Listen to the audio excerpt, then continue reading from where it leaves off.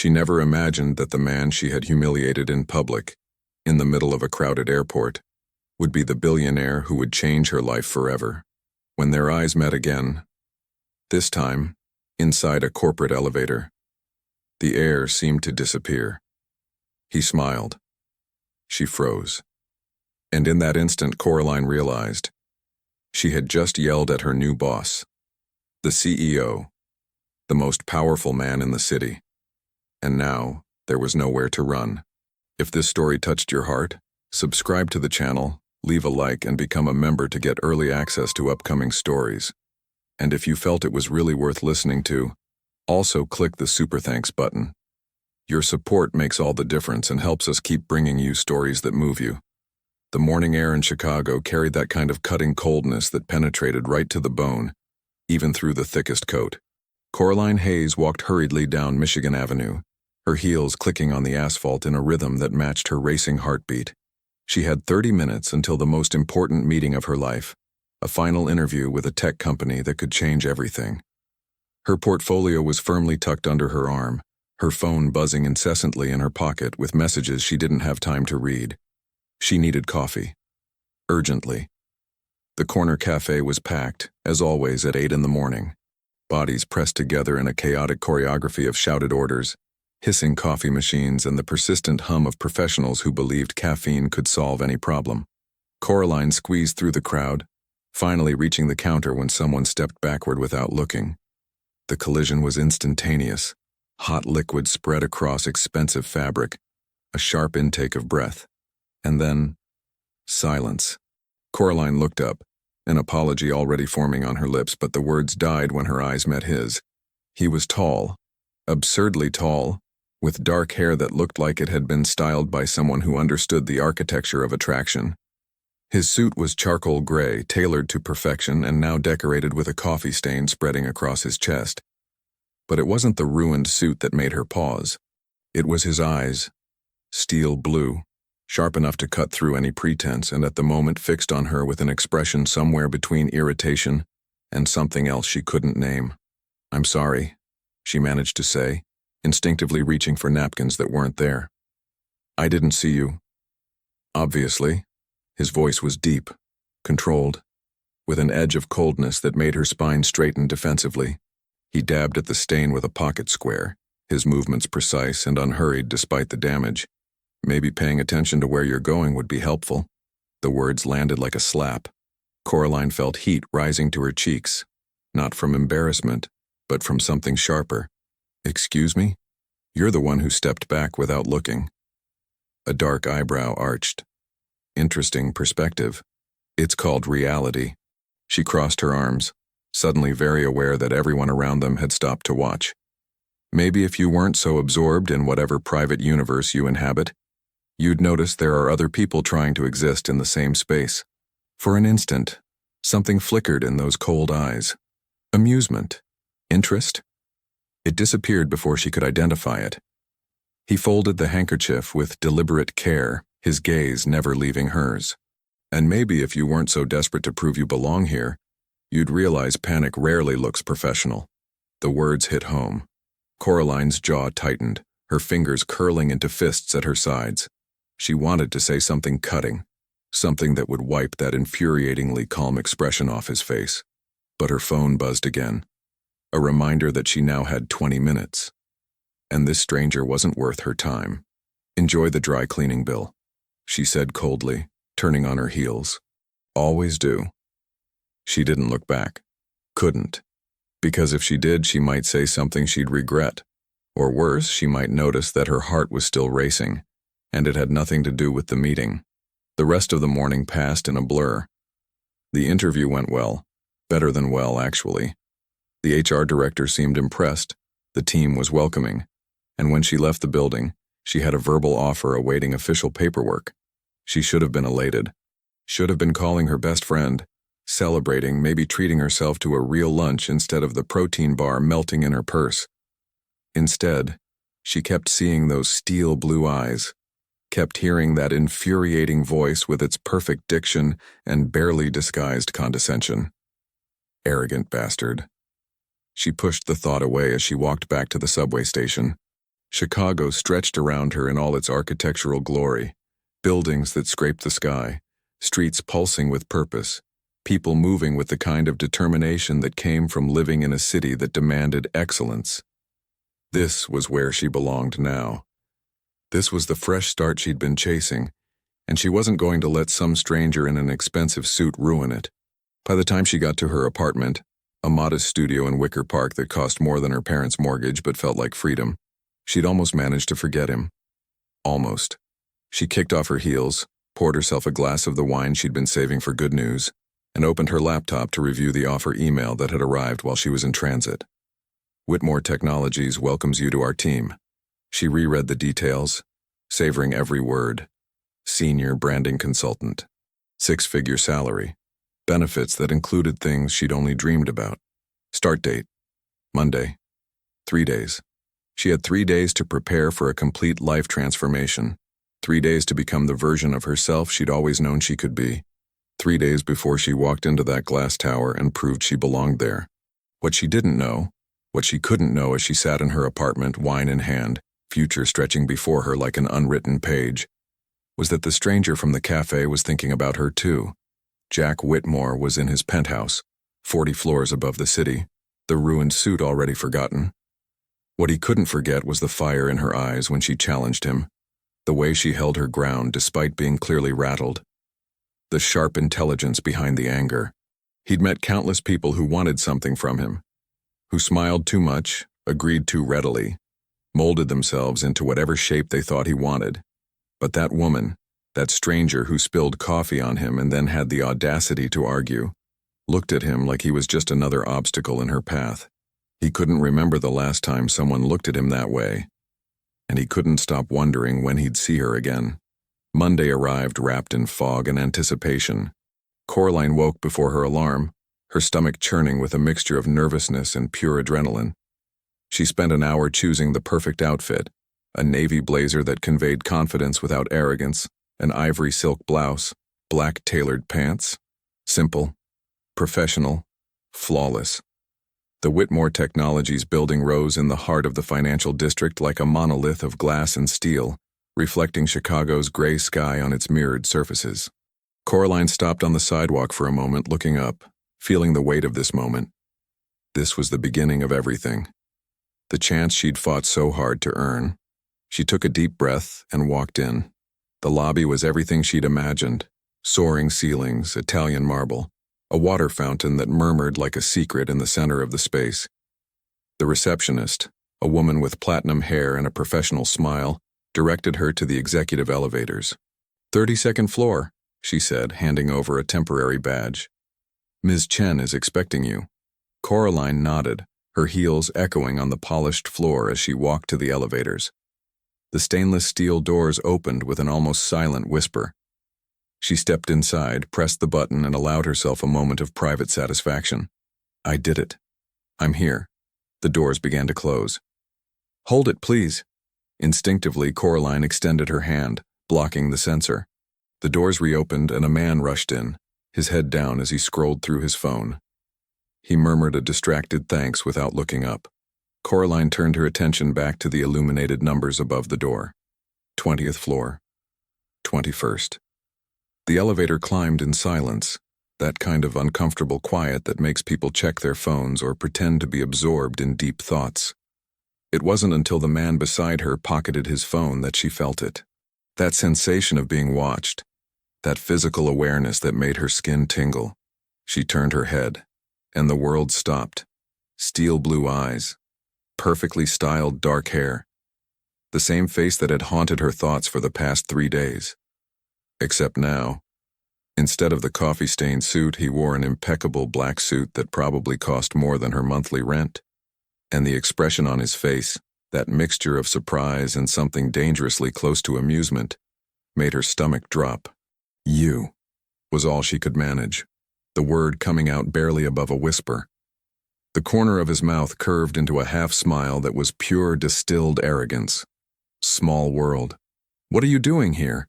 The words came out more accusatory than she'd intended, but she couldn't help it. Her heart hammered against her ribs, each beat echoing the mantra. No, no, no, this can't be. I work here.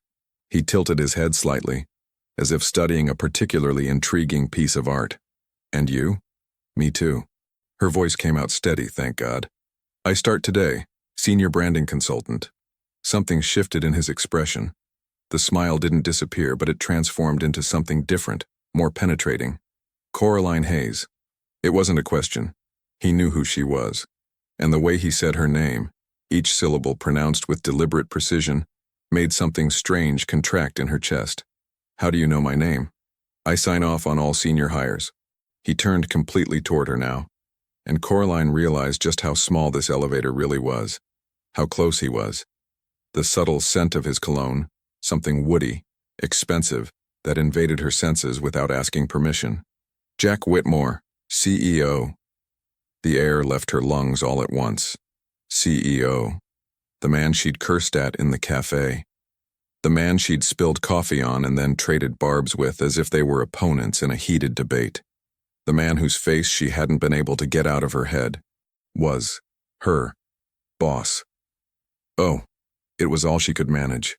Every intelligent thought she'd ever had evaporated instantly.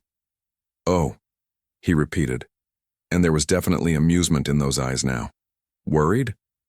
Should I be? She forced her spine to stay straight, her voice to sound more confident than she felt. She wasn't going to let him see her crumble. Not now. Not ever. Depends. He took a step closer, just one, but enough that she could feel the heat radiating from his body. Enough that she had to tilt her head up a bit more to maintain eye contact. Are you planning to spill coffee on me again? Only if you deserve it.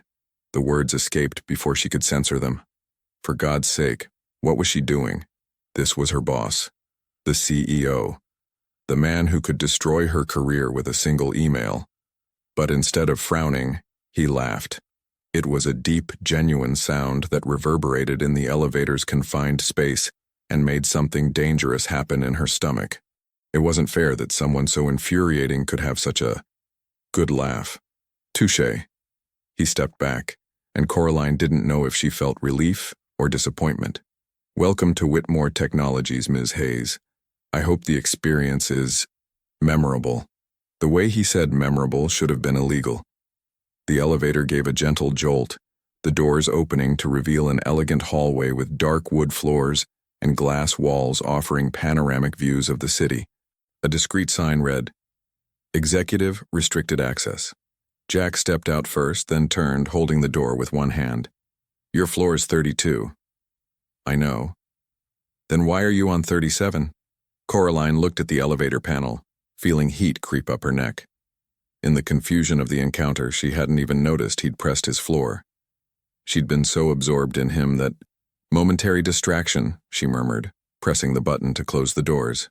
Happens to the best of us. That half smile again, as if he knew exactly the effect he had. See you around, Ms. Hayes. The doors closed, taking with them those impossible blue eyes and that infuriating smile. Coraline leaned against the elevator wall, closing her eyes, trying to regain control over her erratic breathing. 3 days. She'd worked 3 days for this moment. She'd prepared, rehearsed, visualized every possible scenario, except this one. She'd never imagined the arrogant stranger from the cafe would be Jack Whitmore. The Jack Whitmore. The 34-year-old billionaire CEO who'd built a tech empire from scratch. The man who appeared on business magazine covers with headlines like The Tech Midas and the visionary who revolutionized digital branding. And she'd spilled coffee on him, argued with him, called him arrogant in her thoughts. The elevator stopped on the 32nd floor. The doors opened. Coraline took a deep breath, smoothed her blazer, and stepped out. It didn't matter who Jack Whitmore was. It didn't matter that his eyes made her feel inconvenient things. It didn't matter that his voice echoed in her mind like a song she couldn't stop humming. She was here to work, to prove her worth, to build the career she deserved, and absolutely nothing, not even an absurdly attractive CEO with an infuriating smile, was going to get in the way of that. At least that's what she was trying to convince herself when the conference room door opened and Jack Whitmore walked in, taking his seat at the head of the table with that air of casual authority that only powerful men can pull off. Surprise, he said softly. his eyes meeting hers across the room. I personally lead all senior consultant integrations, and Coraline realized with absolute and terrifying clarity that the next few months were going to be far more complicated than she'd ever imagined. The first 2 weeks at Whitmore Technologies were a roller coaster of emotions that Coraline wasn't prepared to face. Each day brought a new meeting, a new challenge, a new opportunity to prove her worth. And in every single one of these situations, there he was, Jack Whitmore, watching with those penetrating eyes that seemed to see through any facade she tried to build. The conference room on the 35th floor had become their favorite battlefield. Glass walls offered a spectacular view of Lake Michigan, but Coraline rarely paid attention to the scenery. She was too busy navigating the intellectual chess game that had become each interaction with Jack. "The proposal is solid," said Marcus Chen, the marketing director, flipping through the report Coraline had prepared. "But we need to consider timing. Launching a rebranding campaign in the fourth quarter is risky." "That's exactly why it'll work," Coraline responded, leaning slightly forward. She could feel Jack's gaze on her, but she refused to meet it directly. "Not yet. Our competitors are asleep at the wheel, focused on year-end sales. It's the perfect time to redefine the brand narrative before the 2027 planning cycle begins." "Bold," came Jack's deep voice from the head of the table. "But boldness without strategy is just recklessness." Now she looked at him. Had to. And when their eyes met, she felt that familiar electricity run down her spine. "The strategy is on pages 12 through 18. 3 implementation phases, each with clear success metrics and contingency plans. It's not recklessness when you have a map." The corner of his mouth curved. That half-smile she'd already learned to recognize as a sign she was about to be challenged. "And if the map is wrong, then we improvise." She didn't look away. But overconfidence in planning perfection can also be a trap. Sometimes the market demands we move before we have all the answers. Silence. Marcus exchanged glances with the other team members. The tension in the room was palpable, but it wasn't uncomfortable. It was electric, as if everyone could feel the invisible current circulating between Coraline and Jack. "Interesting philosophy," Jack finally said, leaning back in his chair, fingers interlaced over his abdomen. The afternoon light highlighted the strong line of his jaw, the intensity in his eyes. "Do you build your career on improvisation?" "I build my career on adaptability." She kept her voice steady, professional, even though every cell in her body was hyper-aware of his presence. "There's a difference between being reckless and being agile enough to seize opportunities others miss through excessive caution." Something shifted in his expression. The amusement gave way to something deeper, more penetrating. Respect, perhaps, or recognition. "Approved," he said simply, and there was a collective sigh of relief in the room. "Marcus, coordinate with Coraline to start phase 1 next week." Meeting adjourned. Chairs pushed back, folders closed, conversations began to flow. But Coraline remained seated, methodically organizing her papers, trying to ignore the fact that Jack hadn't moved from the head of the table, trying to ignore the feeling that he was waiting for everyone to leave. The door closed behind the last executive, and then it was just the two of them. "You're good at this," Jack said, his voice filling the silence in a way that made her skin tingle. Coraline finally looked up. "At what?" "Not backing down." He stood, walked around the table with measured, deliberate steps. He wasn't coming directly toward her. He was moving toward the window, hands in his pockets, as if just admiring the view. But there was something in his posture, in the way he occupied the space, that made her heart race. Most people, when I question their ideas, start justifying themselves. They get defensive. You don't. "Should I?" She stood too, picking up her folder, but didn't move toward the door. Not yet. Something kept her there in that charged space between them. "No." He turned and the sunlight backlit him, turning him into a silhouette for a moment before her eyes adjusted. "It's refreshing." The word hung between them, loaded with meanings neither seemed ready to fully explore. "I built an empire questioning assumptions," Jack continued, taking a few steps in her direction. Not too close. Never too close. But enough that she could see the nuances of blue in his eyes, the small lines around them that spoke of sleepless nights and difficult decisions. But somewhere along the way, people stopped questioning me back. They just started agreeing. Must be lonely, Coraline said softly, before she could think better of it. Being surrounded by yes men. Something crossed his face. Surprise, perhaps, that she understood. More than you know. They stood there, the conference table between them like a chasm neither was ready to cross. The city stretched out beyond the windows, indifferent to the silent drama unfolding 40 floors above. Why do you do it? Jack asked suddenly, his voice lower now, almost intimate. Why not just agree with me and make your life easier? Coraline considered the question. She could give a professional answer, something about integrity and excellence. But there was something in the way he looked at her, like he genuinely wanted to know, like the answer mattered, that made her choose the truth. Because I spent too long being invisible, she said, being the person who agreed, who molded herself, who didn't make waves. And when I looked in the mirror, I didn't recognize who was looking back. She took a step closer, her own boldness surprising her. You hired me for my expertise, for my vision. If I just agreed with everything you say, I'd be wasting your investment. The silence that followed was dense, charged. Jack studied her with an intensity that should have made her uncomfortable, but didn't. It did something completely different, something that warmed her blood and quickened her breath. You're right, he finally said, and I would have been disappointed if you were anything other than what you are. The way he said disappointed made something contract in her chest.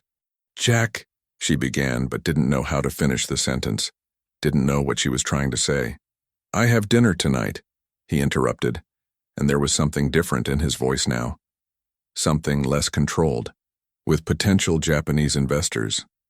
I need someone who understands cultural branding to be there, someone who's not afraid to disagree with me if I'm about to make a mistake. It wasn't an invitation. It was a professional offer. But the way his eyes held hers, the way the word need left his lips made it seem anything but professional. What time? Coraline asked, her voice surprisingly steady. 7. Alinea. I'll send a car for you at 6:30. I know you can. That half smile again. But let me do this, please. The word please from Jack Whitmore should have been illegal. Coraline nodded, not trusting her voice to say anything more. She picked up her folder and walked to the door, each step requiring more willpower than the last. She didn't look back. If she did, she might do something reckless. But when her hand touched the doorknob, his voice reached her one last time. Coraline? She stopped, her heart pounding. Wear that blue dress you had on Tuesday. It was noteworthy. And before she could respond, before she could process the fact that he'd noticed what she wore, the door opened and Marcus was there, holding a folder, starting to talk about budgets. Coraline left the room in a daze, her legs moving on autopilot while her mind spun in frantic circles. Jack Whitmore had noticed her dress, had remembered it, had invited her to a business dinner, but the way he said it, the way he looked at her. She pressed the elevator button, watching her reflection in the polished steel doors. Her eyes were bright, her cheeks slightly flushed. She looked like someone who was about to do something dangerous. And maybe she was. Alinea was everything Coraline had imagined and more. Soft lighting, tables strategically spaced to ensure privacy, an atmosphere that whispered exclusivity in every detail. The kind of place where each dish was a work of art and every server moved like a dancer in silent choreography. She'd chosen the blue dress, as Jack had suggested, or was it ordered? The line between suggestion and command seemed blurred when it came from him. The silk fabric caressed her skin with every movement. The neckline was elegant without being daring, and the cut accentuated her silhouette in a way that made her feel powerful, feminine, dangerous. Jack was waiting for her in the restaurant's private lobby, and when his eyes found her, something shifted in his expression. It wasn't just appreciation. It was recognition, as if he were seeing something he already knew was there, but had never been given permission to really look at. You came, he said, and there was a note of genuine surprise in his voice. Did you doubt it? Coraline raised an eyebrow, accepting the hand he offered, a chivalrous gesture that made her pulse quicken at the point where their skin touched. No, His fingers lingered on hers for a second longer than necessary before releasing them. But I hoped you would. Before she could ask what he meant by that, a man in an impeccable suit approached, giving a discreet bow. Mr. Whitmore, your guests have arrived. Please follow me. The dinner was a complex dance of subtle negotiations and culturally coded conversations. The Japanese investors, 3 older men accompanied by a young, sharp translator, were masters in the art of indirect communication. Every word was weighted, every pause had meaning, and Coraline discovered this was exactly where she belonged. She navigated the nuances with a grace that surprised even herself, reading between the lines, catching the hesitations, adjusting the brand presentation in real time to resonate with their unspoken concerns. When the lead investor casually mentioned the importance of harmony between tradition and innovation, she immediately reframed the branding proposal to emphasize how Whitmore Technologies honored legacies while building futures. Jack watched everything in silence, and whenever their eyes met across the table, there was something there. Pride, perhaps, or admiration.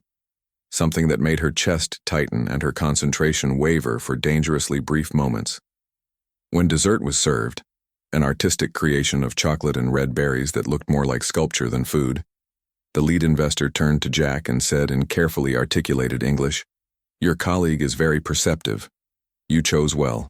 "I always choose well," Jack responded, but his eyes were on Coraline when he said it, especially when it comes to people who challenge my assumptions. 2 hours later, the investors said their goodbyes with promises of serious consideration and formal handshakes. The translator whispered to Coraline as she left, "They're impressed. That's rare." And then it was just the 2 of them again, standing in the restaurant lobby while the nighttime city moved outside.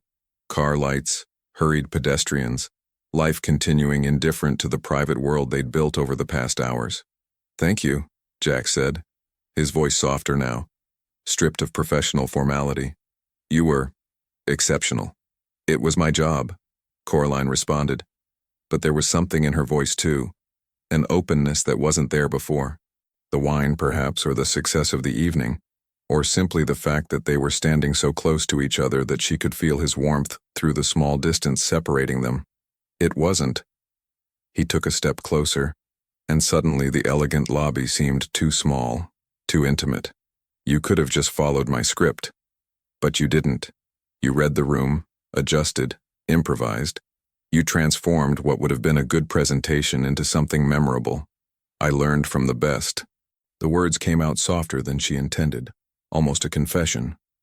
His eyes narrowed slightly, studying her. "Are you complimenting me, Ms. Hayes?"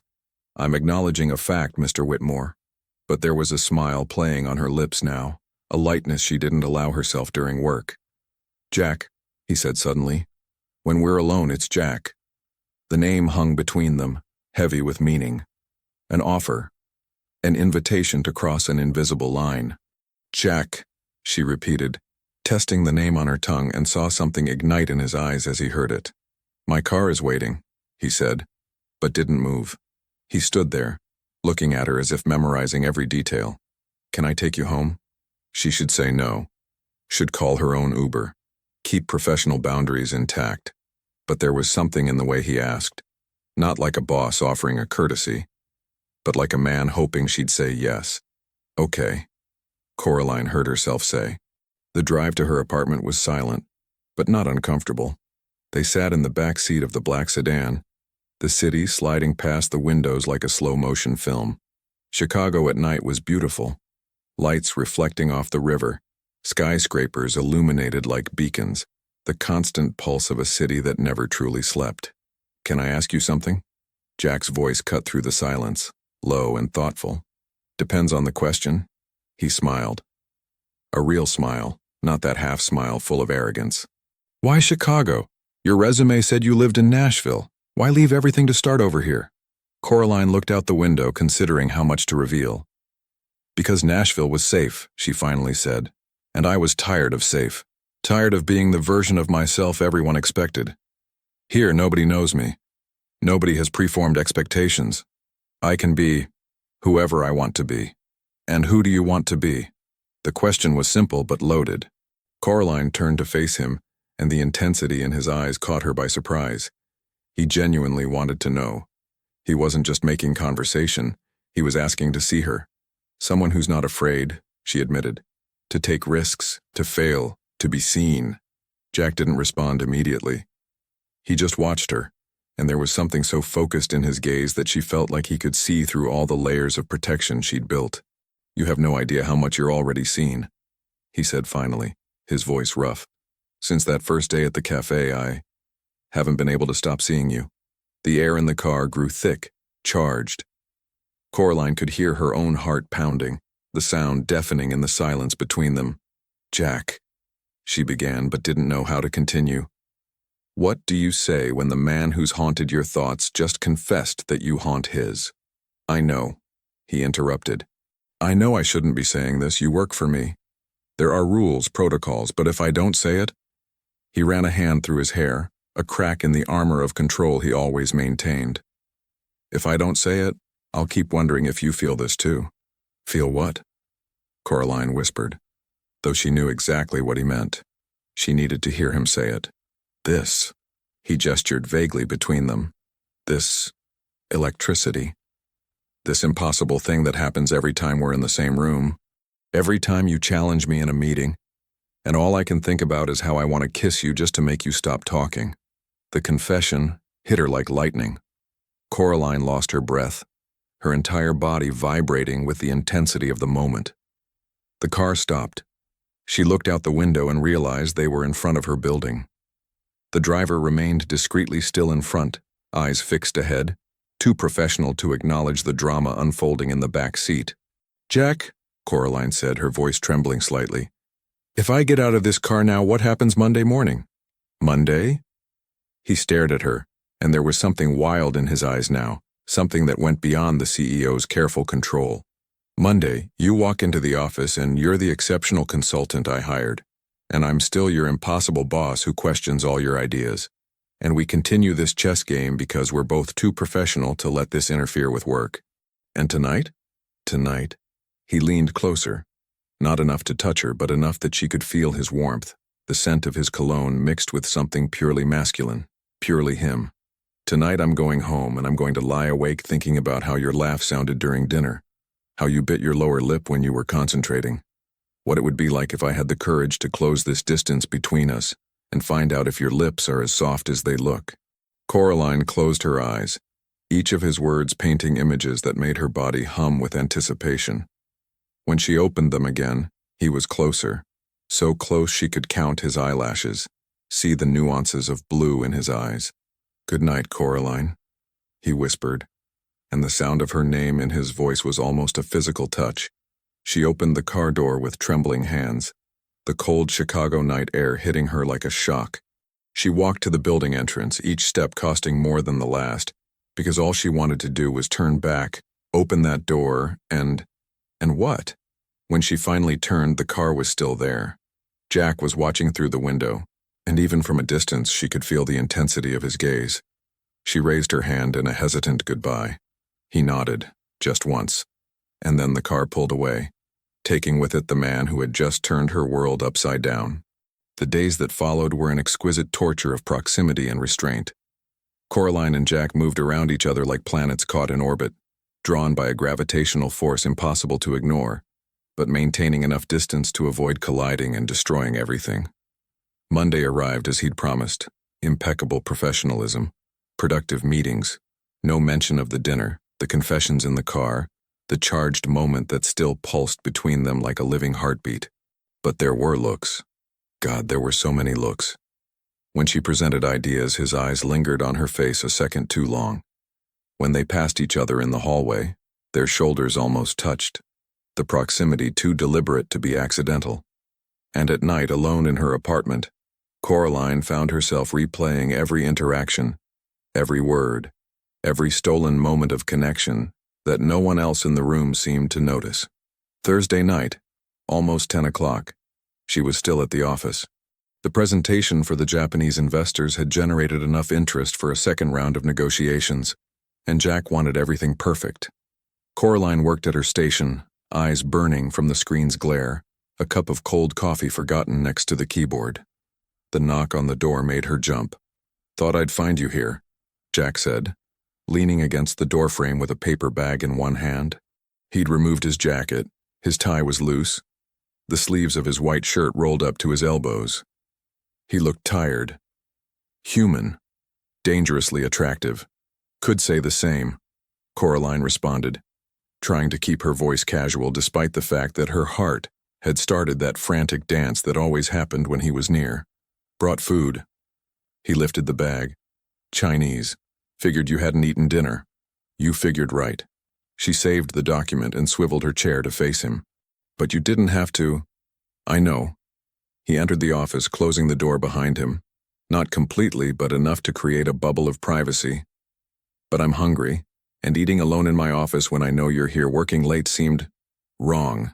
There was something in the way he said wrong that made her stomach flip. They ate sitting on the floor, leaning against the glass wall that offered a panoramic view of the nighttime city.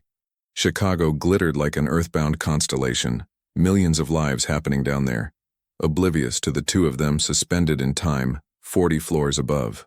When's the last time you ate Chinese food on the floor?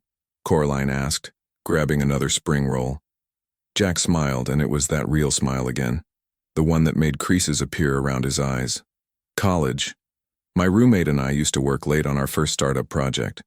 We lived on instant noodles and impossible dreams. And now you have an empire. Now I have an empire, he repeated.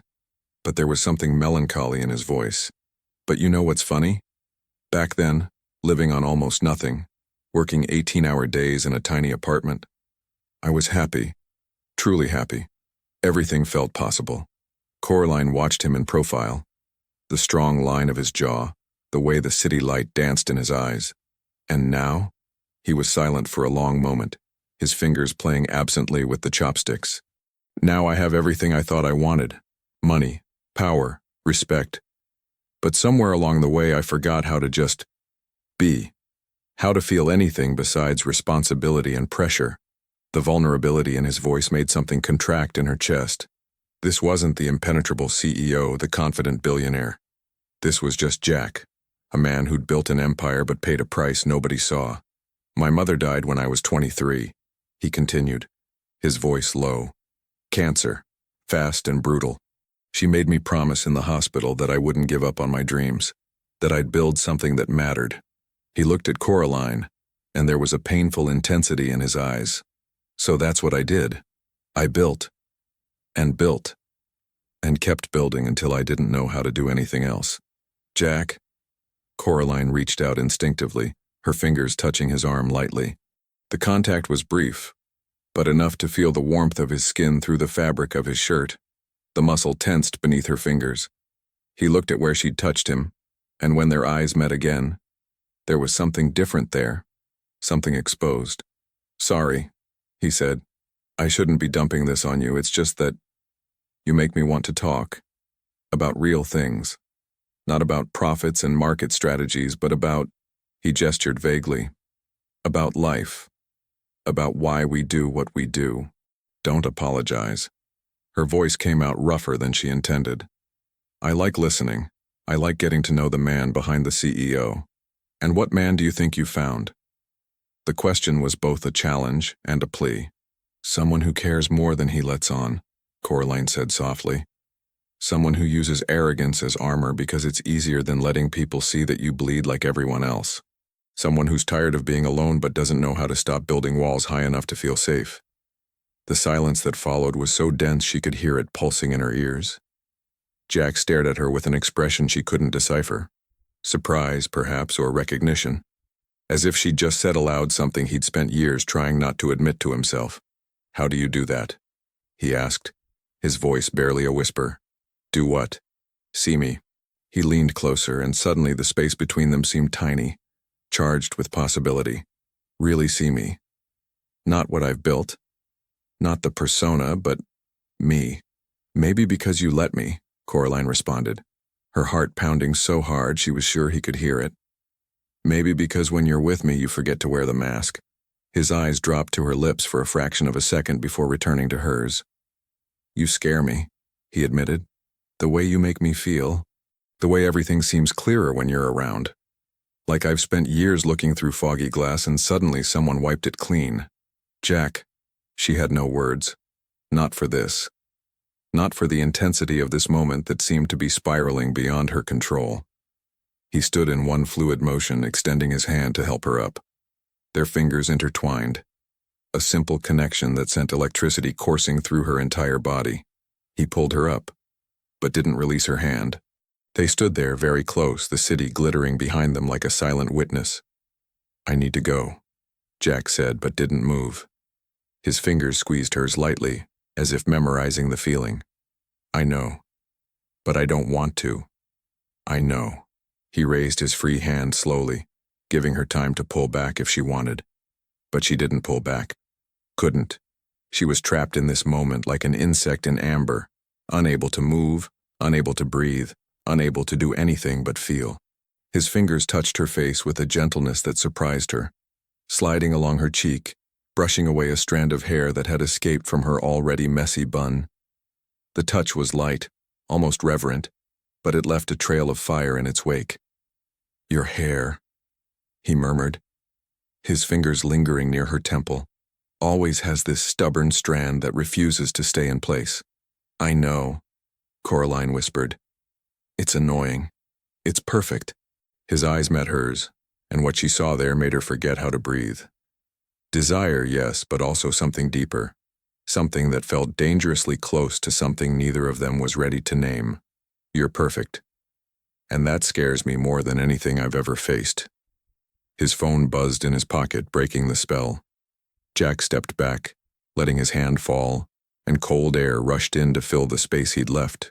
He checked the screen, his expression closing off, the CEO sliding back into place, the armor reconstructing itself brick by brick. "I need to take this," he said, and there was genuine regret in his voice. "Of course." He walked to the door, then stopped, hand on the handle. Without turning, he said, "Coraline, what happened here tonight?"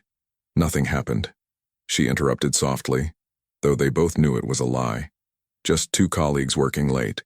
He finally turned, and the look he gave her was loaded with meaning. "Just two colleagues," he repeated, but the way his eyes traveled over her, slowly, as if memorizing every detail, said something completely different. And then he was gone, leaving Coraline alone in her office with her heart racing, her skin still tingling where he'd touched her, and the absolute certainty that something fundamental had shifted between them. Something irreversible. Something that, no matter how hard they tried to ignore it, could no longer be undone. Monday brought with it a storm nobody expected. Marcus walked into the conference room with a tense expression, followed by Jack, whose jaw was set in a way that Coraline had already learned to recognize as a sign of trouble. "We have a situation," Marcus announced, connecting his laptop to the projector. "Nakamura Corp just informed us they want to accelerate the timeline. They want the complete rebranding presentation in 3 weeks, not 6. A heavy silence fell over the room. "3 weeks?"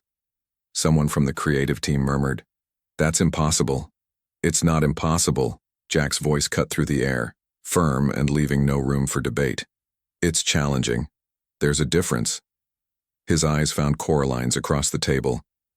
"And if there's anyone here who knows how to turn the impossible into the inevitable, it's Ms. Hayes." All eyes turned to her. Coraline felt the weight of expectation, the pressure of being publicly tested. But instead of shrinking, something inside her ignited, that competitive spark that had always pushed her beyond limits. "We can do this," she said, her voice clear and confident. "But we'll need full resources. Unrestricted access to the creative team, immediate approvals, and..." She looked directly at Jack. "We'll need you present. Not just for approvals, but actively involved. Your insights into the company's vision are essential." Something crossed his face. Surprise, perhaps, that she was asking for more of his time, not less. "You'll have me," he said simply. "What else do you need?" "A war room. A space where we can work without interruptions. And coffee. Lots of coffee." A subtle smile touched his lips. "Consider it done." 4 hours later, the 36th floor had been transformed. An entire conference room had been converted into a command center. Whiteboards covering every wall, laptops open on every available surface, design samples scattered like pieces of a giant puzzle. And at the center of it all, Coraline and Jack, side by side, orchestrating chaos into something that was beginning to look like strategy. The days blurred together. Coraline lost track of time, no longer knew if it was Tuesday or Thursday, if it was 3 in the afternoon or 3 in the morning. All that mattered was the project, the goal, and the man working tirelessly beside her. And Jack? Jack was a revelation. She'd seen him as CEO, commanding, decisive, somewhat distant. But here, immersed in creative work, he was different. He asked incisive questions that forced the entire team to think more deeply. He challenged assumptions without destroying confidence. And when someone presented a brilliant idea, he acknowledged it with genuine generosity that made people want to work even harder. "You're a good leader," Coraline said one night, when it was past midnight, and it was just the two of them in the room, reviewing storyboards. The team had gone home hours ago, but they remained because giving up simply wasn't an option for either of them. Jack looked up from his tablet, surprised. "What makes you say that?" "The way you treat people." She gestured vaguely at the boards around them, covered with ideas from 6 different people. "You could just dictate what you want. You're the boss. But you don't do that.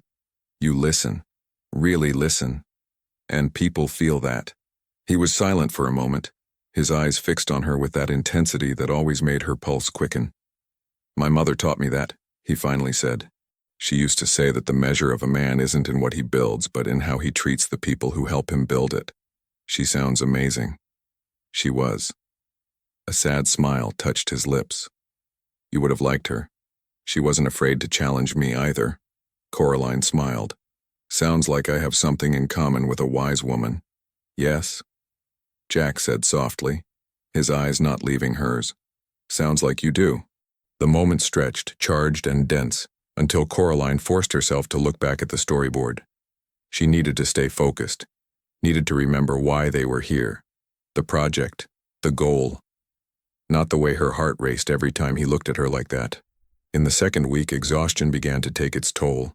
The team was pushing themselves to the limit, but Coraline could see the cracks, silly mistakes, irritability, creativity beginning to dry up under the relentless pressure.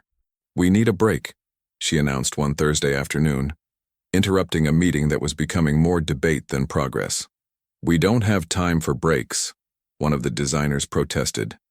"That's exactly why we need one," Coraline insisted. "Tired brains produce mediocre work, and we didn't come this far to deliver something mediocre." She looked at Jack. "Back up." He studied her for a moment, then nodded. "Everyone out. 2 hours. Go eat something that isn't pizza or Chinese food. See the sun. Remember there's a world beyond these walls." Protests began, but Jack raised his hand. "It's not a suggestion. It's an order. Out." 10 minutes later, the room was empty, except for the two of them. "You should go too," Jack said, but didn't move from his position leaning against the table. "Could say the same," Coraline responded, grabbing a water bottle. Her throat was dry from so many hours of talking, presenting, explaining. "Touché." He smiled. That tired smile she'd learned meant he was beyond exhausted but too determined to admit it. "But seriously, Coraline, you're working just as hard as I am. Maybe harder. You need to rest. I'll rest when we're done. Stubbornness isn't always a virtue," says the man who worked 30 hours straight last week. He laughed, a genuine sound that echoed in the empty room. "You're tracking my hours? Someone has to." She sat in one of the chairs, slipping off her heels and flexing her toes with a sigh of relief. "You're terrible at taking care of yourself." "And you're better?" He moved closer, sitting in the chair next to her, close enough that she could feel his warmth, the scent of his cologne mixed with exhaustion and determination. "Probably not," she admitted, "but at least I'm aware of my flaws. Self-awareness doesn't make you less stubborn." "No," she agreed, turning to face him, "but it makes me honest. And I'm going to be honest now, I'm worried about you." His expression changed, the lightness giving way to something more serious. "Why?" "Because you put everything you have into this. Into every project, every decision, every moment. And I admire that, I really do, but—" She hesitated, searching for the right words. "But it can't be sustainable. Living like this, at this constant intensity. Eventually, something has to give. Jack was silent for a long moment, his eyes fixed on some distant point through the window. When he finally spoke, his voice was low, almost vulnerable. "You're right. Something always gives. Relationships, health, sometimes sanity itself." He looked at her, and there was a sadness in his eyes that made her chest tighten. "But it's the only way I know how to live. Because if I stop, if I slow down, I'm afraid of what I'll find in the silence." The confession hit her like a punch to the gut. Coraline reached out instinctively, her fingers finding his, intertwining in a connection that was becoming dangerously natural. "You're not alone, Jack," she said softly. "Not anymore. I'm here, and I won't let you lose yourself in work because it's easier than facing what you really feel." His eyes widened slightly, surprise and something more. Gratitude, perhaps, or recognition. He turned his hand, squeezing hers, his thumb tracing gentle circles over her knuckles. "How do you do that?" he asked, echoing the same question he'd asked days ago. "How do you disarm me so completely?" "Maybe because I'm not trying to," Coraline responded. "Maybe because all I'm doing is seeing you, the real you. And that's enough." He leaned closer, and the world narrowed to just the two of them. The space between them charged with possibility, with unspoken things, with promises neither was ready to make, but both felt pulsing in the air. "Coraline," he whispered, her name on his lips like a prayer. His phone rang, loud, intrusive, destroying the moment. Jack cursed softly, checking the screen. "Nakamura, I need to take this." "Of course." She released his hand, feeling the cold rush in to fill the space where his warmth had been. He stood answering the call, his voice instantly switching to the professional tone he used with clients. But before leaving the room, he looked back, and the look he gave her said everything he couldn't say aloud. "This isn't over. We're not over." And Coraline, alone in the war room surrounded by the remnants of their hard work, realized she didn't want it to be over. That somewhere between the late nights working side by side and the stolen confessions, she'd stopped fighting the inevitable. She was falling for Jack Whitmore, and she had no idea what to do about it. The presentation to Nakamura Corp was an absolute triumph. 3 weeks of relentless work culminated in 90 minutes of choreographed perfection. Each slide flowed into the next with the precision of a symphony, each word chosen with surgical care. The Japanese executives, normally impassive, exchanged looks of approval. And when the presentation ended, the silence that followed wasn't one of doubt. It was admiration. "Exceptional," Nakamura's CEO finally said in careful English. "You didn't just understand our vision. You elevated it." Jack shook his hand, but his eyes found Coraline's across the room, and what she saw there made her momentarily forget where she was. Pride, gratitude, and something deeper, more dangerous. A silent promise that this victory was theirs, shared, and that what came next would be theirs alone too. 2 hours later, after the formalities had been fulfilled and contracts signed, the team gathered in the war room for an impromptu celebration.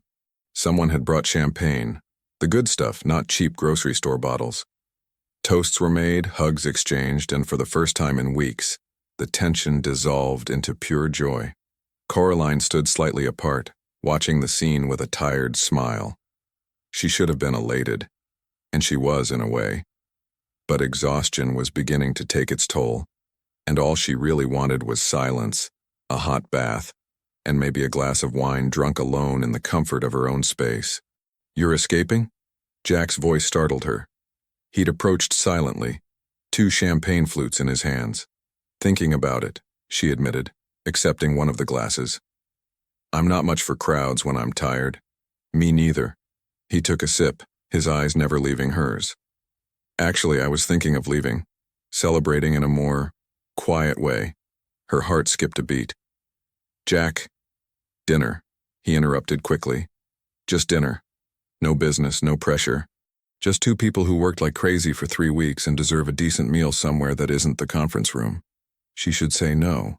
Every professional instinct screamed to maintain boundaries, not to blur the already dangerously indistinct lines between them. But when she looked at him, really looked, She saw beyond the confident CEO. She saw a man who was just as exhausted as she was, just as in need of genuine connection, and who was inviting her not as a boss, but as what exactly? My apartment, she heard herself say, and the word surprised her as much as him. Come to my apartment. I'll cook something, or order food, or… Honestly, I don't know. But I don't want a fancy restaurant tonight. I want something real. His expression changed. Surprise giving way to something more intense, more vulnerable. Are you sure? No, she admitted with a weak smile. But come anyway. An hour later, Coraline opened the door to her apartment, her heart hammering against her ribs as if she were about to do something irrevocable. And maybe she was. Maybe crossing this line, inviting him into her personal space, her sanctuary, was exactly the kind of decision that would change everything. Jack stopped at the threshold, and for the first time since she'd met him, he looked uncertain, as if he were waiting for permission to enter more than just an apartment. Come in, Coraline said softly, and when he passed by her, the scent of his cologne enveloped her, familiar and intoxicating. The apartment was small but welcoming, a studio she'd transformed into home with soft curtains, colorful pillows, plants hanging near the window. Books were stacked on every available surface and a knitted blanket rested on the sofa, testimony to lonely nights reading. It's you, Jack said, looking around with something like admiration. Warm, real. No pretense. Was that supposed to be a compliment? Coraline asked, slipping off her shoes and lighting a few candles scattered around the room. The soft light immediately transformed the space, creating an intimacy that made her stomach flutter. The highest compliment possible. He removed his jacket, and the gesture, so simple, so domestic, made something tighten in her chest. Everything in my life is curated, designed to impress. This, he gestured around, this is genuine. Coraline went to the small kitchen, grabbing a bottle of wine she'd been saving for a special occasion. Well, if this wasn't a special occasion, she didn't know what was. Wine? Please. She poured 2 glasses, her hands trembling slightly. When she turned, Jack was standing near the window looking down at the city below. But it wasn't the view keeping him there. She could tell by the tension in his shoulders, the way his fingers flexed at his sides. He was nervous. Jack Whitmore, Billionaire CEO, the man who commanded boardrooms with relentless authority, was nervous in her apartment. The realization completely disarmed her. Hey, she said softly, offering him a glass. Their fingers touched when he accepted it, and neither pulled away immediately.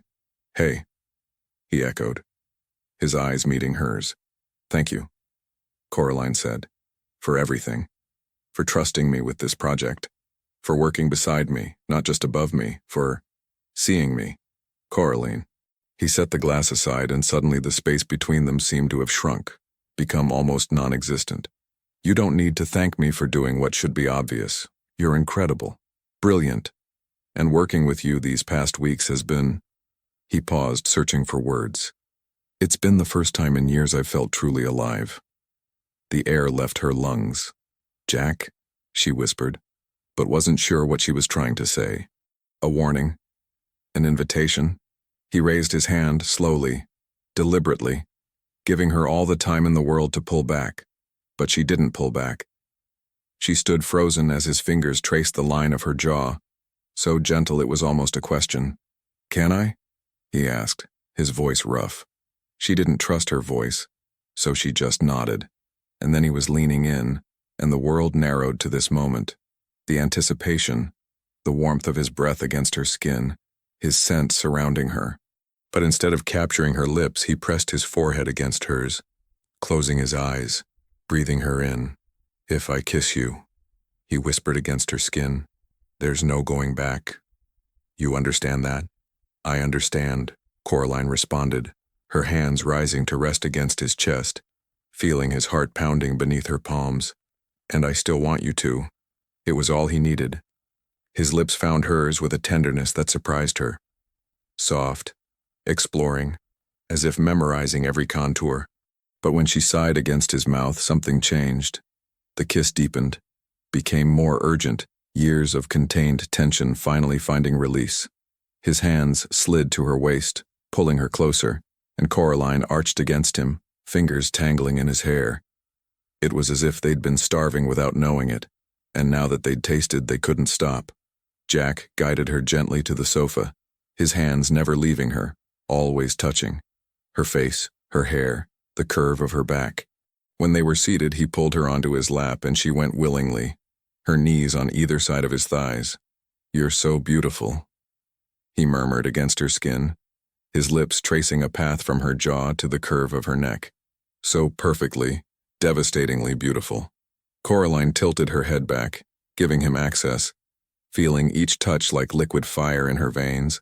Her hands explored the muscles of his shoulders, feeling the strength there, the restraint he always maintained beginning to unravel.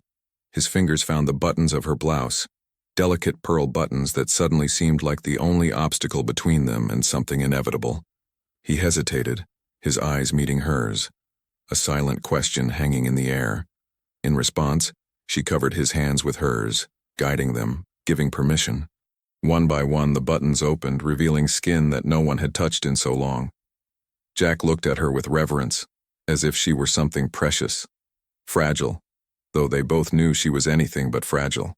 "You're trembling," he whispered, his hand sliding under the fabric, feeling the warm skin. "So are you," she pointed out. And it was true. She could feel the slight tremor in his fingers, the racing pulse where her hand rested against his neck. "Afraid," he admitted, "of how much I want you, of how much this means. Then don't be afraid." Coraline molded herself against him, feeling every line of him against her. Just feel. And they felt. Clothes were removed with a mixture of urgency and reverence, each piece revealing more skin, more vulnerability. When they were finally skin against skin, the outside world disappeared completely. There was no more CEO and consultant, no hierarchy or professional rules. There was only Jack and Coraline, two human beings finding connection in the darkness. He laid her gently among the sofa cushions, his body covering hers, and the weight of him was simultaneously overwhelming and perfect. Each touch was deliberate, each movement a silent conversation, asking, answering, discovering what made the other sigh, tremble, come undone. Coraline's hands explored the lines of his back, feeling muscles contracting beneath her fingers. She arched against him, and when they finally became one, the world stopped. There was no rush. They moved together in perfect synchrony, a dance as old as time but new to them, discovering rhythms, learning the sounds each other made, the ways their bodies fit together like pieces of a puzzle that had waited a lifetime to be completed. "Coraline," Jack whispered against her skin, her name a prayer, a promise, a confession. And when they finally reached that peak together, clinging to each other as if they were the only real thing in a world of illusions, Coraline knew with absolute certainty that nothing would ever be the same. Afterward, they remained intertwined, hearts still racing, breaths gradually calming. Jack pulled the blanket from the back of the sofa, covering them, creating a cocoon of warmth and intimacy. His fingers traced lazy patterns on her arm, and Coraline rested her head on his chest, listening to the steady beat of his heart. Outside, the city continued its nighttime dance, indifferent to the transformation happening 40 floors above. Inside, in the silence of her small apartment, everything had changed, and neither of them was sure if they were ready to face what came next. Dawn came slowly, painting Coraline's apartment in soft shades of pink and gold. She woke first, still wrapped in Jack's arms, her body molded perfectly against his beneath the blanket covering them. For a moment, one precious, fragile moment, she allowed herself to simply feel.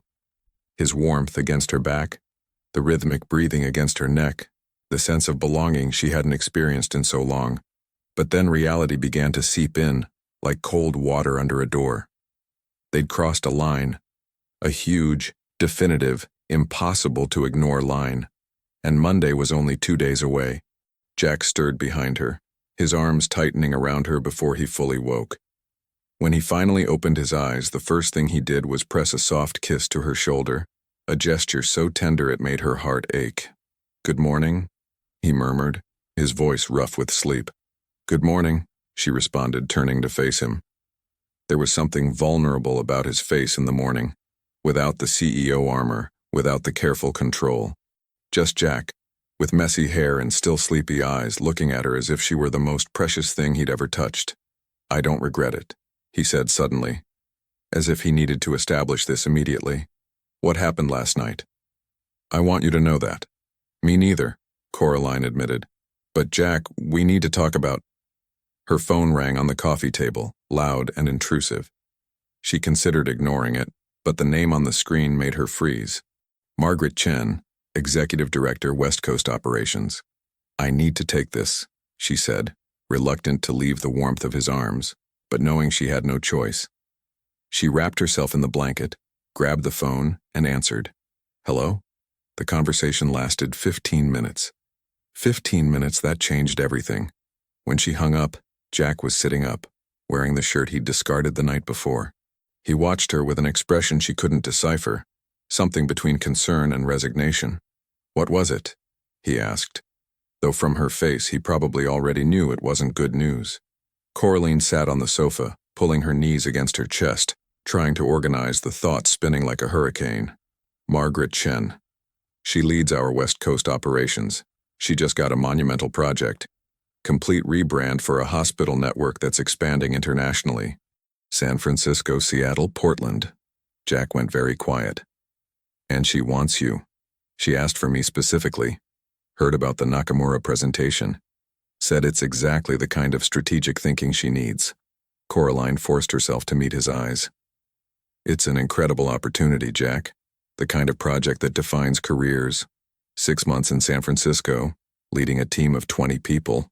Unlimited budget. But," he already knew there was a but. Could see it on her face. "But I'd start in 2 weeks and it would be intense.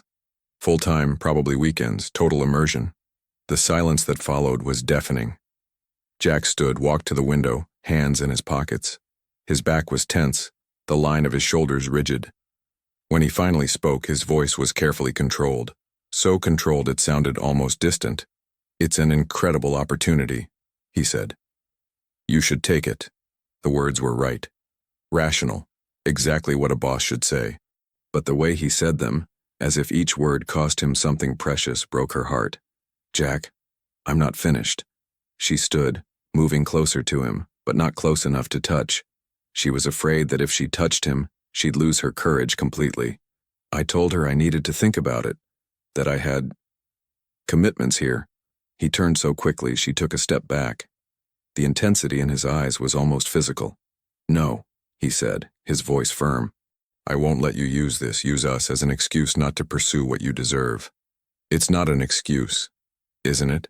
He took a step toward her, and there was something wild in his expression now, something that went beyond careful control.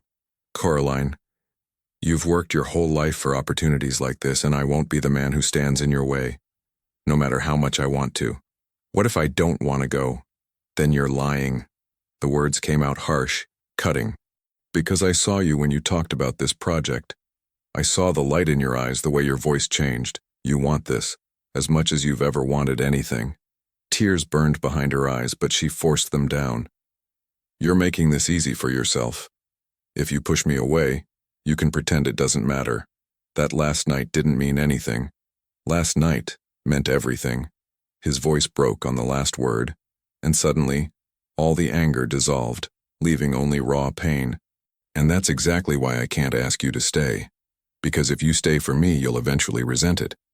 And I couldn't bear to see you look at me and wonder what life you could have had if you'd made a different choice." The truth in his words was like a knife. Because he was right. Part of her, the ambitious, driven part that had brought her to Chicago, was singing with the possibility of this project. But another part, a part she'd only recently discovered existed, was screaming to stay, to fight for what they'd started to build. "So what do we do?" Coraline asked, her voice small. Jack came back to where she stood, pulling her into his arms. She went willingly, burying her face in his chest, feeling his heart pounding as hard as hers. "You take the project," he said against her hair. "And we figure it out." "Figure out what?" If what we feel is strong enough to survive the distance, the time, the pressure. He pulled back, framing her face with his hands, forcing her to look at him. I won't lie, Coraline, it's going to be hard. Hell, probably.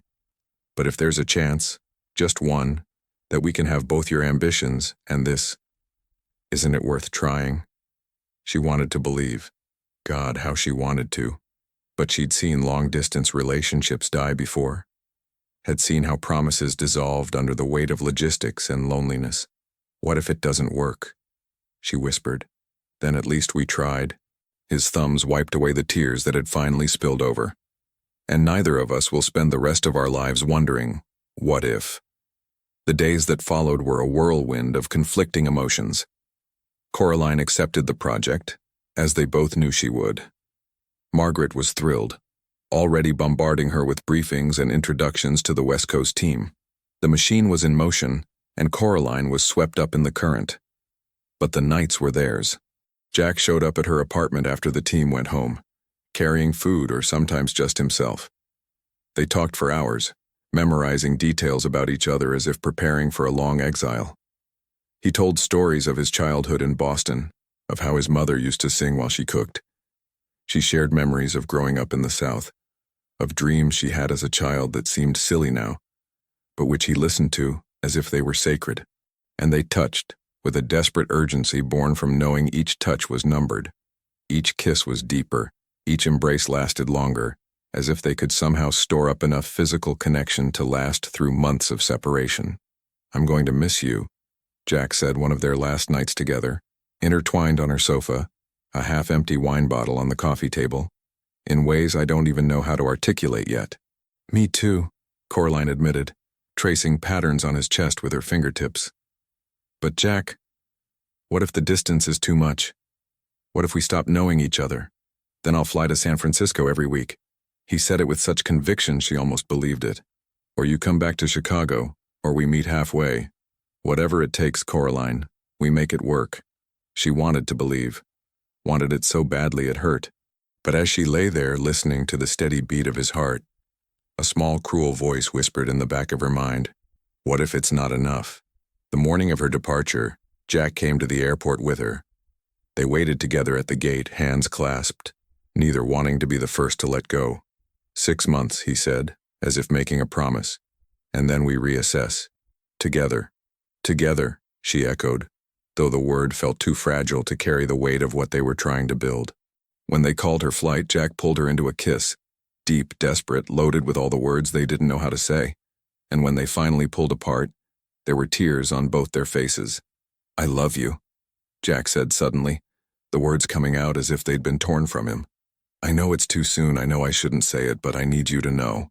I love you, Coraline Hayes, and I'm going to love you through every damn mile that separates us. Her heart exploded and broke at the same time.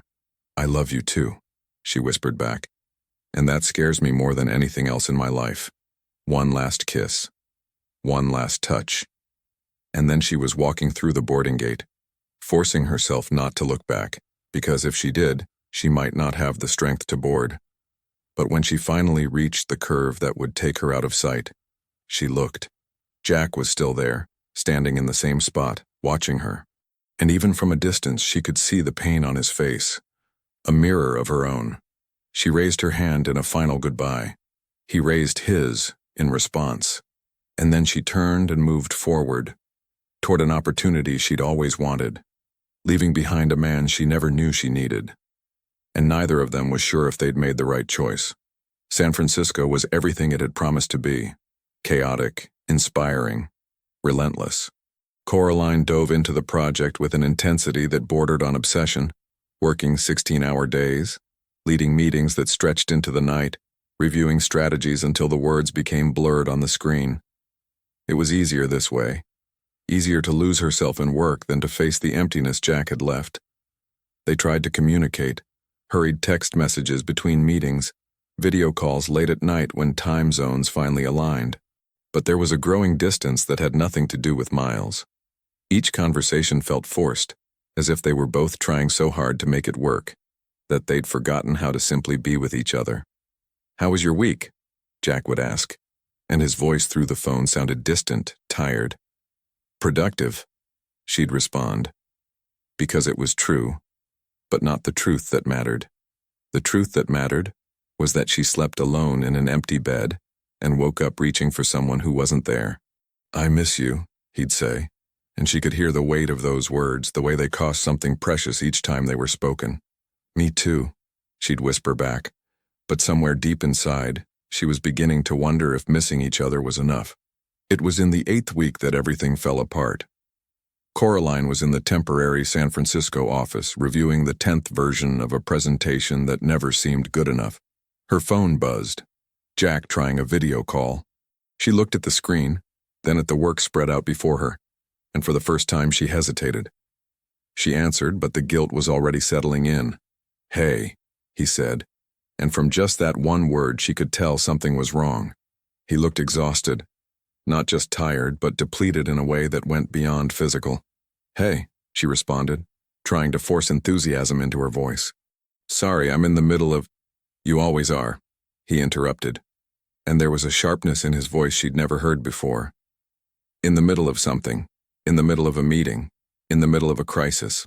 When's the last time we had a real conversation, Coraline? One where you weren't looking at another monitor?" The words hit her like a slap. "That's not fair. You knew what this project would be like." "I did," he agreed, running his hand over his face in a gesture of exhaustion. "But I thought I'd still have some space in it. Some place for me." "You do." But even as she said it, she knew it was a lie. Or at least it wasn't true in the way it should be. "No, I don't." His voice grew softer now, and somehow that was worse than anger. "And I don't blame you. You're doing exactly what you should be doing, building your career, proving your worth, but He stopped, his eyes closing for a long moment. "I don't know how to keep pretending this isn't killing me." Her heart broke hearing him. "Jack, I don't want you to pretend. I need to go," he interrupted. "Board meeting in 5 minutes." And then the screen went black, and Coraline was left staring at her own reflection on the dark phone, seeing a woman she didn't completely recognize, someone who'd become so consumed by ambition she was losing the only thing that truly mattered. She didn't sleep that night. She lay awake until 4 in the morning, staring at the ceiling of the temporary apartment, replaying every word, every moment, every choice that had brought her here. And when the sun finally rose over San Francisco Bay, she knew what she had to do. It was Friday. Coraline canceled all her meetings, ignoring Margaret's protests, the team's raised eyebrows. She caught the first flight to Chicago she could get, her heart pounding through all 4 hours in the air. She needed to see him, needed to look into his eyes and find out if what they had was strong enough to survive, or if they'd been trying to hold water between their fingers. The taxi dropped her off in front of the Whitmore Technologies building at 3 in the afternoon. She hadn't called ahead, hadn't warned him. She just walked in, her temporary badge still working, and rode up to the 37th floor. Jack's assistant looked up in surprise when Coraline emerged from the elevator. "Miss Hayes, we didn't know you were. Is he available?" Coraline interrupted, her voice more urgent than she'd intended. "He's in a meeting, but—" "Thank you." And before she could be stopped, Coraline opened the conference room door. Jack was seated at the head of the table, surrounded by 5 executives, a whiteboard full of financial projections behind him. All eyes turned to her when she entered, but she only saw one pair, those steel blue eyes that haunted her dreams, now wide with shock. "Coraline?" He stood so quickly his chair almost tipped over. "What are you doing here?" "We need to talk." Her voice came out steady, though her heart was running a marathon. "Now." The executives exchanged uncomfortable glances. Jack dismissed them with a quick gesture. "We'll continue Monday." And in less than a minute the room was empty except for the 2 of them. The silence that followed was deafening. "You flew to Chicago," Jack finally said, as if still processing the fact. "In the middle of your project." "Yes." "Why?" "Because I'm an idiot." The words came out in a torrent now, all the things she'd wanted to say for weeks finally finding voice. "Because I spent 8 weeks trying to prove I could have it all. The career, the success, you. And all I managed to do was lose sight of what really matters. Because that call last night, Jack, the way you sounded, I can't. I can't keep being the reason you're unhappy. You're not, he started, but she raised her hand. Let me finish, please. She took a step closer, her hands trembling. I talked to Margaret this morning. I told her I want to come back to Chicago. Permanently. His expression changed. Shock giving way to something that looked like panic. No, Coraline, no, you can't give up this project for me. I'm not giving up. Her voice was firm now, certain. I proposed an alternative solution. I'll finish the remaining 3 months remotely from Chicago, flying to San Francisco when needed for in-person meetings. Margaret wasn't happy, but she agreed. Because the work I've produced is good enough to justify the flexibility. Jack stood completely still, his eyes fixed on her. You did that? Restructured the entire project? I did. Because I realized something these past weeks. She finally closed the distance between them, her hands finding his, intertwining their fingers as they'd done hundreds of times before. I'm good at what I do, really good, and there will always be another project, another opportunity to prove my worth. But you, her voice broke slightly, there can only be one you. And I'm not going to lose that because of pride or fear or because some stupid part of me believes I have to choose between my career and being happy. His hand squeezed hers so tight it almost hurt. Are you sure? Because Coraline, if you do this and then regret it, I won't regret it. She raised one hand to touch his face, feeling the roughness of his stubble against her palm, the way he leaned into her touch like a plant seeking the sun.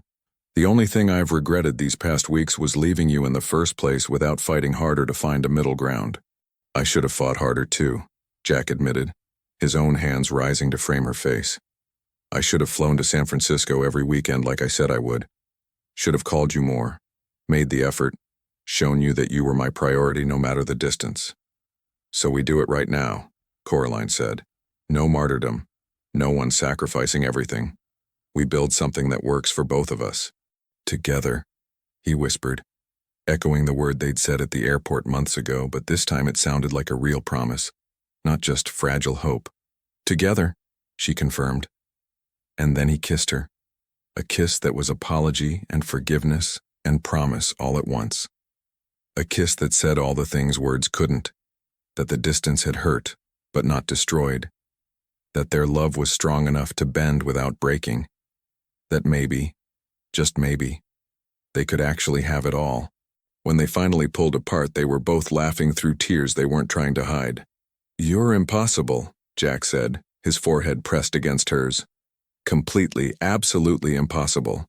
So are you, Coraline responded. That's why we work. Her phone rang. Probably Margaret. Probably with another crisis that needed immediate attention. But for the first time in weeks, Coraline didn't feel that compulsion to answer immediately. The world could wait a few more minutes. Stay in Chicago this weekend, Jack said suddenly. Cancel your flights back, stay with me. I have so much work that can be done from anywhere. He smiled, that smile that always made her heart skip beats. Please, 3 days, just the two of us. No pressure, no work, just us. She should say no. Should be responsible, go back to San Francisco, maintain the project's momentum. But when she looked at him, really looked, she saw not just the CEO who commanded an empire, but the man she loved. The man who was worth 3 days of logistical chaos. Yes, she said, 3 days. Just us. And as they stood there in the now empty conference room, the city of Chicago stretching out beyond the windows like a witness, they both knew they'd crossed another threshold. This wasn't the beginning. That had happened months ago in a crowded cafe. It wasn't the end. Their story was far from over. It was a choice, a conscious decision to fight for what they had, to build something that was bigger than individual ambition, to believe that love and career didn't have to be opponents, but rather partners in the complex dance of building a life. And for now, in this moment, that was more than enough. 6 months had passed since that day in the conference room.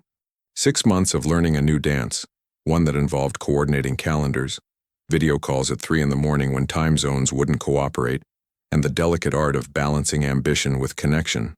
It wasn't easy. There were nights when Coraline was so exhausted she fell asleep mid-conversation. There were mornings when Jack woke up alone and felt the weight of the empty bed like something physical. There were moments when they both wondered if they were being foolish, if they were trying to force something the universe clearly didn't want to work. But there were also the other moments. The surprises. Like when Jack showed up in San Francisco on a random Thursday with a single rose and a smile that said, "I couldn't wait until the weekend." The small, shared victories. Coraline calling at any hour of the day or night when something went right, because he was the first person she wanted to share it with. The deep conversations at 2 in the morning about dreams and fears and the future they were still building together. And now, finally, the project was complete. Coraline was in New York for a branding conference. 3 days of lectures, networking, and presenting a case study on the Nakamura project she and Jack had led together a year ago. It felt like a lifetime ago. It felt like yesterday. She didn't expect to see him there. The conference was wrapping up, attendees dispersing into animated groups, exchanging business cards and promises to keep in touch. Coraline was packing up her materials when she felt it, that electric awareness that only happened when he was near. She turned. Jack stood at the entrance to the conference hall, impeccable in a charcoal suit she didn't recognize. But it wasn't the suit that mattered. It was the way he looked at her, as if she were the only person in a room of 300, as if the last months of separation were just a bad dream that had finally ended. She went to him without thinking, her feet moving before her brain could fully process, and when she finally reached him, he pulled her into his arms with a force that stole her breath. "You're here," she whispered against his chest, inhaling his scent. Familiar and comforting, and home. "You thought I'd miss this?" He pulled back just enough to look at her face, his thumbs tracing her cheekbones with reverence.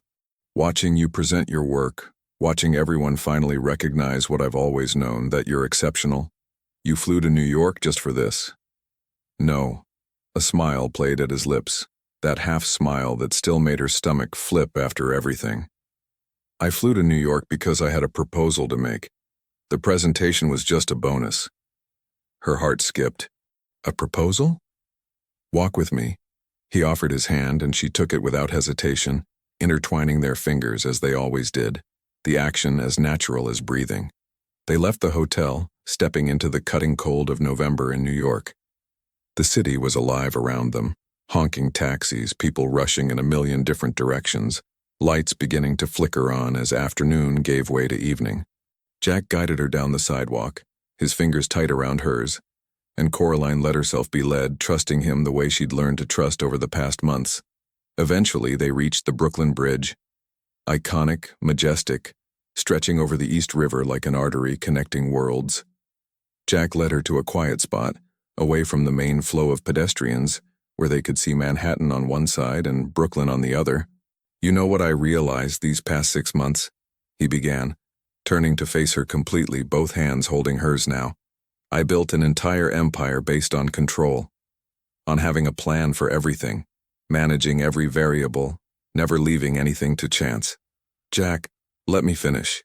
He smiled, and there was something nervous in that smile she rarely saw in him. "And then you walked into my life and completely destroyed that. There was no plan for you, no strategy that could predict how you'd make me feel.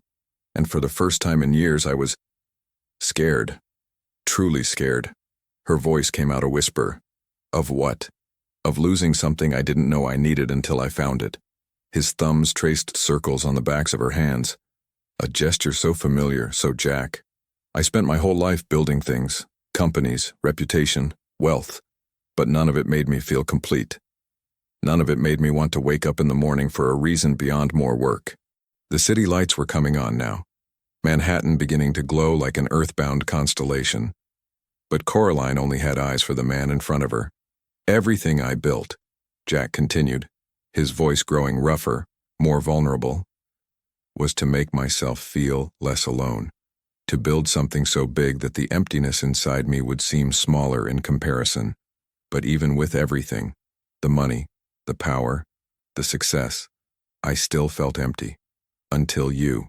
A tear slid down her cheek before she could stop it. "Jack." He released one of her hands to wipe away the tear tenderly. "You made me realize I was building the wrong thing. I was building an empire when I should have been building a life. And a life isn't measured in profits or achievements or headlines. It's measured in moments, like this one." Like that first night in your apartment. Like all those 3 a.m. video calls when neither of us wanted to hang up. You're making me cry on the Brooklyn Bridge, Coraline said with a wet laugh. That's not fair. Nothing about us has been fair from the start. He smiled, but there was seriousness in his eyes too. The timing was wrong, the circumstances were impossible, and yet it worked. Because we make it work. Not because it's easy, but because we choose every day to make the effort. He pulled her closer until there was no space between them, until she could feel every breath he took, every beat of his heart. Coraline Hayes, he said, his voice low and intense and absolutely certain. You are the best choice I've ever made, and I want to keep choosing you. Every day. Through every project, every city change, every challenge life throws our way. Her heart was racing now, her entire body vibrating with the intensity of the moment. What are you saying? I'm saying... He pulled back just enough to look into her eyes, and what she saw there made her stop breathing. Love. Absolute certainty. And something that looked dangerously like forever. I'm saying I don't care where you need to be for work. Chicago, San Francisco, New York, London. It doesn't matter. Because wherever you go, I want to go too. Not physically every day, because we both have lives and careers that matter. But emotionally, spiritually, in all the ways that really count. The tears were flowing freely now, and Coraline made no effort to stop them. You're proposing... what exactly? I'm proposing we stop treating this as temporary.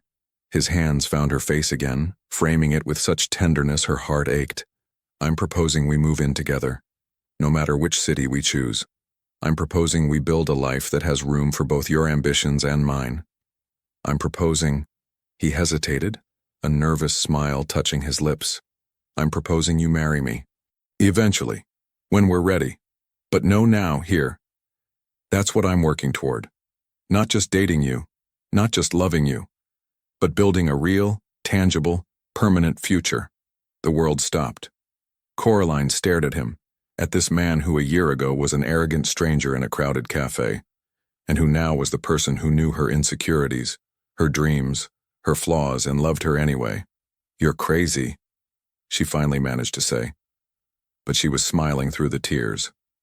Completely, he agreed. About you.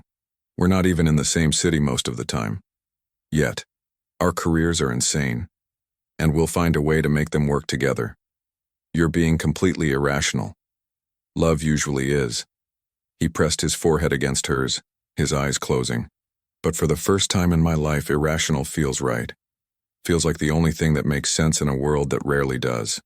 Coraline let the words settle, feeling the weight of them, the promise of them. And she realized he was right. Not about the timing being perfect, it never would be. Not about it being easy, it never would be. But about it being worth it. About them being worth the effort. Yes, she whispered. His eyes opened. Yes? Yes to everything. Yes to moving in together. Yes to building a life. Yes to... She swallowed hard, letting the enormity of it hit her. Yes to eventually. To forever. To everything you're proposing. The smile that spread across his face was like sunrise. Slow, warm, illuminating everything. And then he kissed her, right there on the Brooklyn Bridge with the city glittering around them like a witness. And it was a kiss that spoke of promises kept and new promises being made. When they finally pulled apart, they were both laughing, foreheads still pressed together, breaths mingling in the cold night air. We just agreed to something completely crazy, Coraline said. Yes. Jack agreed, his smile fierce and beautiful and absolutely certain. Yes, we did. They stood there for a long time, just holding each other, watching the city lights paint patterns on the water below. And as they stood there, Coraline realized this was the answer she'd been looking for all along. Love wasn't about having all the answers. It wasn't about perfect timing or ideal circumstances. It was about finding someone who made the chaos worthwhile. Someone you'd choose to fight for day after day, even when, especially when, it was hard. What's the next step? She finally asked. Jack pulled back, taking her hand and starting to walk back across the bridge. Next step? I'm taking you to dinner at the best restaurant I can get a reservation at with an hour's notice. And then we're going back to the hotel and spending the whole night planning how to make this work. Logistics, timelines, everything.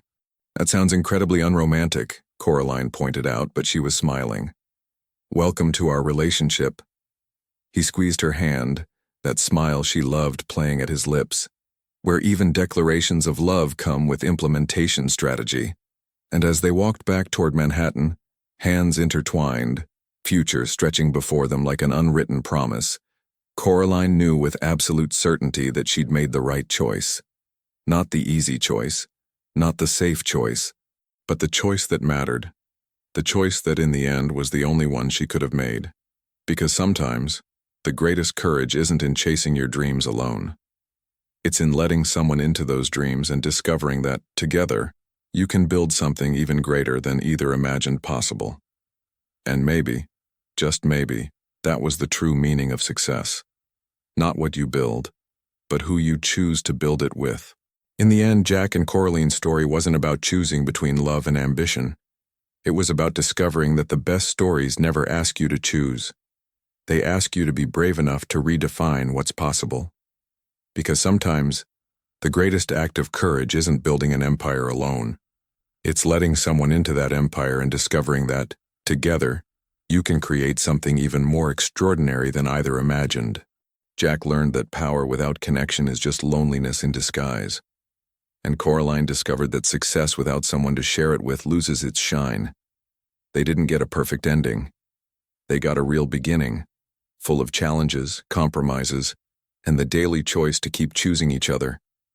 And maybe, deep down, that's all of our stories. The search for someone who sees us, truly sees us, and decides we're worth every mile, every sleepless night, every difficult moment. Because in the end, it's not about having everything, it's about having the right thing.